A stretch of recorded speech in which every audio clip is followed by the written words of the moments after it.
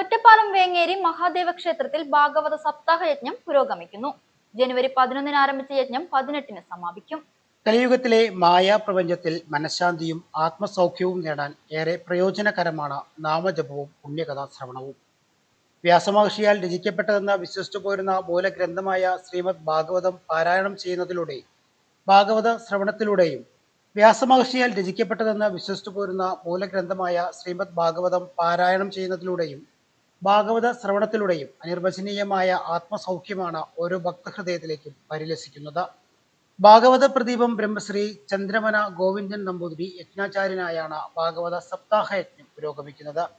ബ്രഹ്മശ്രീ കലമ്പള്ളി ശൈലേഷ് നമ്പൂതിരി, ബ്രഹ്മശ്രീ തേവണങ്ങോട് നാരായണൻ നമ്പൂതിരി എന്നിവരാണ് സഹ ആചാര്യന്മാർ. സപ്താഹയജ്ഞത്തിൽ വ്യാസനാരദ സംവാദം, ഭാഗവത രചന, കുന്തിസ്തുതി, ഭീഷ്മസ്തുതി, ചുഗാഗമനം, പിതരോദ്ധവ സംവാദം, വരാഹാവതാരം, കപിലാവതാരം, കപിലോപദേശം, ദക്ഷയാഗം, ധ്രുവചരിതം, പൃഥുചരിതം, ഭദ്രകാളി പ്രാദുർഭാവം, ഭൂഗോളവർണ്ണന, അജാമിളമോക്ഷം, നാരായണ കവചം, വൃതാസുരചരിതം, പ്രഹ്ലാദചരിതം, നരസിംഹാവതാരം, ഗജേന്ദ്രമോക്ഷം, പാലാഴിവദനം, കൂർമാവതാരം, വാമനാവതാരം, മത്സ്യാവതാരം, ശ്രീരാമാവതാരം, ബലരാമാവതാരം, ശ്രീകൃഷ്ണാവതാരം, ബാലലീലകൾ, ഗോവിന്ദാഭിഷേകം, രാസലീല, ഉദ്ധവദൂത, രുക്മണി സ്വയംവരം, സമന്തകോപാനം, രാജസൂയം, കുചേലവൃത്തം, സുഭദ്രാപഹരണം, സന്താനഗോപാലം, ഉദ്ധവോപദേശം, ഹംസാവതാരം, കൽക്കി അവതാരം, പരിഷത്ത് മുക്തി, മാർക്കണ്ഡേയ ചരിതം, സുധാമാഗമനം എന്നിവയും വിവിധ നിവേദ്യ സമർപ്പണവും നടക്കുന്നുണ്ട്.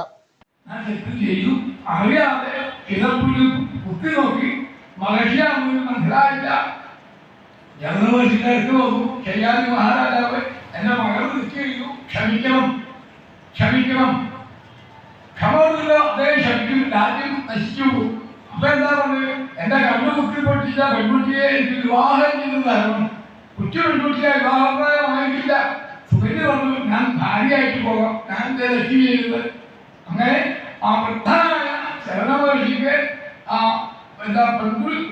പ്രായമുള്ള പെൺകുട്ടിയായ സുഗന്യയെ വിവാഹം ചെയ്ത് കൊടുത്തു. തെറ്റിയിലാണ് ഭാഗവതം 7ാമത്തെ ശ്ലോകം.